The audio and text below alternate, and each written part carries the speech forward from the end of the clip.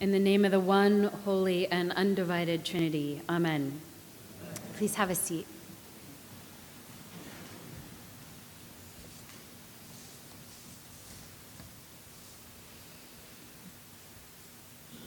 Do you ever wonder about what you would be like if you had just made a little turn in a slightly different direction at one point in your life? If you had gone on that date, or picked a different school, or chose to move cities when given that one slim chance.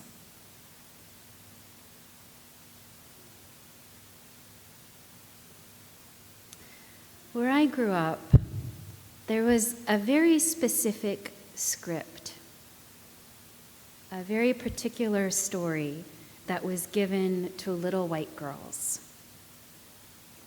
The school district that I grew up in was overwhelmingly not white. It was in the lower Yakima Valley in eastern Washington, agricultural area. So most of the children I went to school with were Mexican, were the children of migrant farm workers. And since we were also bordered by the Yakima Nation, the school district was also 10% Native. It was about 10% white. This didn't mean that we lived outside the implications of race or racism. There were little things that I didn't realize until I was an adult. Like in middle school, everybody knew that there was one period of English or one period of math that was for the advanced smart kids. And that class was mysteriously 40 or 50% white. There were also just basic economic realities. My first conscious memory of coming up against this was being in the second grade, and we had these clusters of 4 desks, right, our little groups, and one student in my cluster fell asleep during class. And my teacher, who was a neighbor and also the wife of our pharmacist, because it's a small town, picked him up very gently and carried him over to the beanbag in the library corner of our classroom to rest. And I was so mad. It's like, I don't get to sleep during class. Students who care about learning don't get to sleep during class.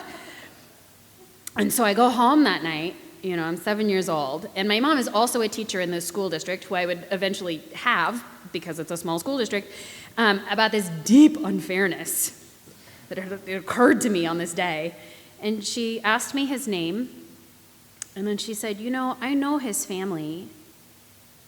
Most likely he was up at 2 a.m. with the rest of them picking asparagus. Oh.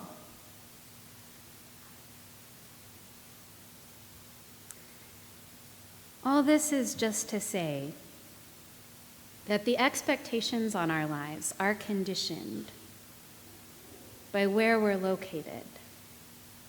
And the expectations on my life as a little white girl in that system were not like the expectations of everybody in that system. It's a particular experience. I'm not complaining about it. It's just particular. So little white girls, like me, were generally Christian, played sports, studied diligently, and were obedient and good and pretty. There were gradations of relative popularity within this little slice of people, but they were generally well-liked girls thought of as model students. Most of them had moms who didn't work outside the home, and discipline and authority resided with their fathers. Aside from not quite understanding why I was a little different early on because of not being straight, there was something in me that chafed against that story. Though it wasn't like they were going to let me in the circle anyway. My family and I were not Christian, and we were very clearly told that we were damned to hell, so It was a kind of a game over at that point anyway. Besides that, many of these girls grew up to do exactly what they were supposed to do. They got married, usually right after college, and had beautiful babies. They take care of their homes, they go to church, they send their children to Christian school, and they may or may not online stalk some of their blogs.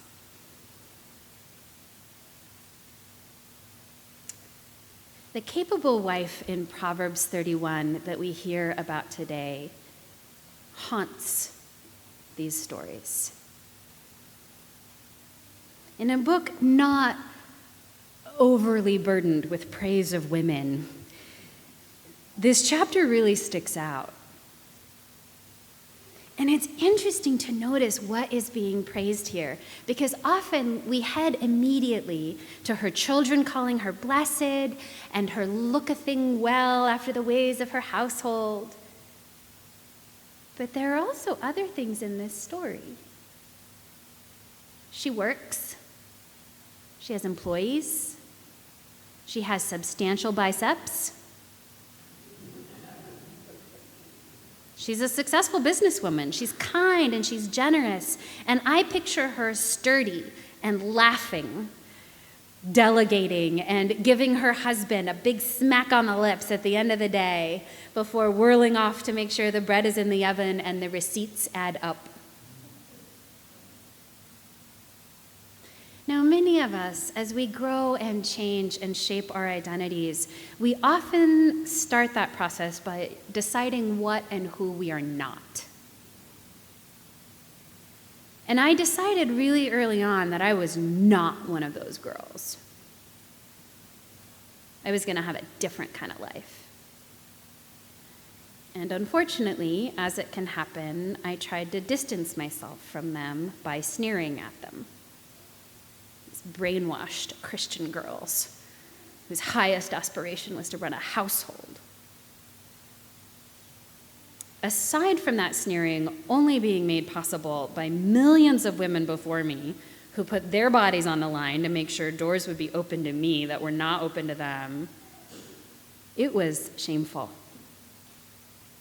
and flat out jerky of me to assume that running a household wasn't real work. It was stupid, and I'm sorry. The work of managing a household and raising children is often uncompensated, but it is no less real than any other work.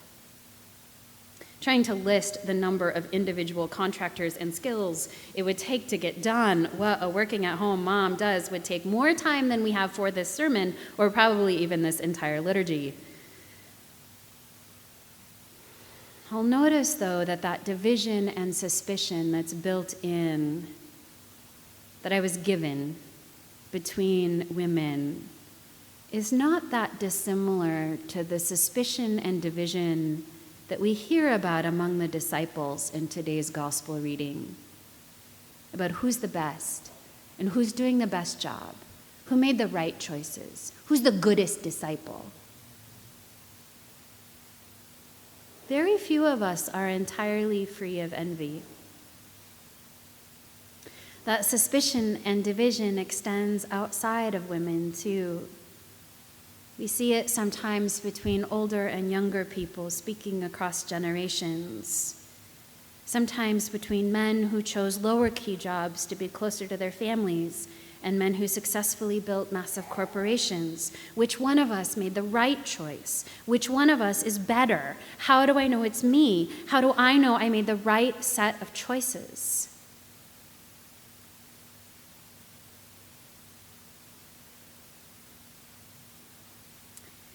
I think there's the offering of a path to an answer that we might be able to tease out from our psalm today, and its lovely image of a tree planted. It reflects something that we seem to know intuitively, that there's a sense of rootedness when we have made choices consistent with our personalities and unique gifts, given our locations. We are not blown all about, influenced by every passing opinion, completely knocked down by every critique, or puffed up by every bit of praise. There's something about that restfulness at night, soaking up the water of life. And that remains true even in times of great transition. And don't get me wrong, there is a benevolent restlessness that can call us into greater relationship and new hope. Being planted is not being stagnant. But it does mean tapping into something deep and wide and true and reliable about ourselves and about the whole creation. There is a profound order that often does not look like order. To the millennia of the births of galaxies and human history. And it is not this, nice line that goes up the graph, this eternal progress marching along. But there are sort of these guidelines, like blood vessels running throughout the world, about how to be with ourselves and each other in community. There are many words for this order that sometimes appears to be chaos, many names for truth, and a million ways of finding it. But it is there in the restful, dark places, in the rushing river, in the homemaker's gorgeous Christmas centerpiece, and in the CEO's killer corner office. In the clear, bright light in someone's eyes when they're telling you what they love. Look for it. That thing is something very near God.